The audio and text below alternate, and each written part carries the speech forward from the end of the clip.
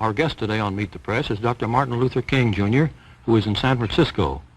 On our panel of reporters in Washington, D.C., you have just met Lawrence Spivak. Our other reporters today are Tom Wickert of the New York Times, James J. Kilpatrick of the Richmond News Leader, and John Chancellor of NBC News.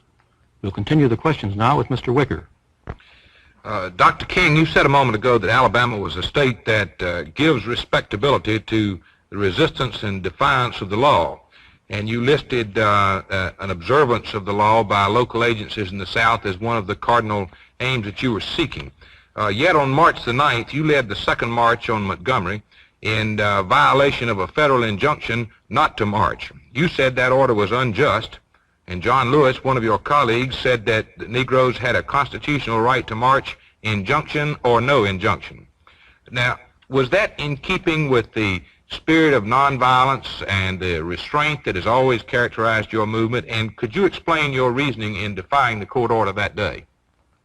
Well, let me say two things to that, Mr. Wickert. First, I did not consider myself defying a court order that particular day. I consulted with my attorneys before the march, and they stated that they felt that it was an invalid order and that it would not be, that I would not be in contempt of court violating the court order if I led the march to the point of having a moral confrontation with the state troopers at the point where the people were brutalized on Sunday. So I still don't consider that breaking a court order or breaking what I consider an unjust law. On the other hand, I must be honest enough to say that I do feel that there are two types of laws. One is a just law and one is an unjust law. I think we all have moral obligations to obey just laws. On the other hand, I think we have moral obligations to disobey unjust laws, because non-cooperation with evil is as much a moral obligation as is cooperation with good. I think the distinction here is that when one breaks a law that conscience tells him is unjust, he must do it openly, he must do it cheerfully, he must do it lovingly, he must do it civilly, not uncivilly, and he must do it with a willingness to accept the penalty. And any man who breaks a law that conscience tells him is unjust and willingly accepts the penalty by staying in jail in order to arouse the conscience of the community on the injustice of the law is at that moment expressing the very highest respect for law.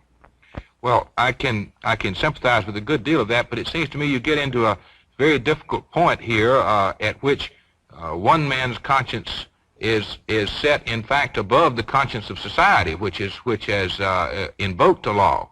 How are we to enforce law when a doctrine is preached that one man's conscience may tell him that the law is unjust when other men's conscience don't tell them that? And I think you enforce it, and I think you deal with it by not allowing anarchy to develop. I do not believe in defying the law, as many of the segregationists do. I do not believe in evading the law, as many of the segregationists do. The fact is that most of the segregationists and racists that I see are not willing to suffer enough for their beliefs in segregation, and they are not willing to go to jail. I think the chief norm for guiding the situation is a willingness to accept the penalty. And I don't think any society can call an individual irresponsible who breaks a law and willingly accepts the penalty if conscience tells him that that law is unjust. And I think that this is a long tradition in our society. It's a long tradition in biblical history.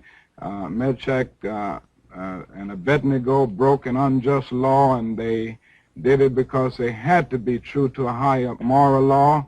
The early Christians practiced civil disobedience in a superb manner. Academic freedom would not be a reality today if it had not been for Socrates, and if it had not been for Socrates' willingness to practice civil disobedience. And I would say that in our own history, there's nothing that expresses massive civil disobedience any more than the Boston Tea Party, and yet we give this to our young people and our students as a part of the great tradition of our nation. So I think we're in good company when we break unjust laws, and I think those who are willing to do it and accept the penalty are those who are part of the saving of the nation.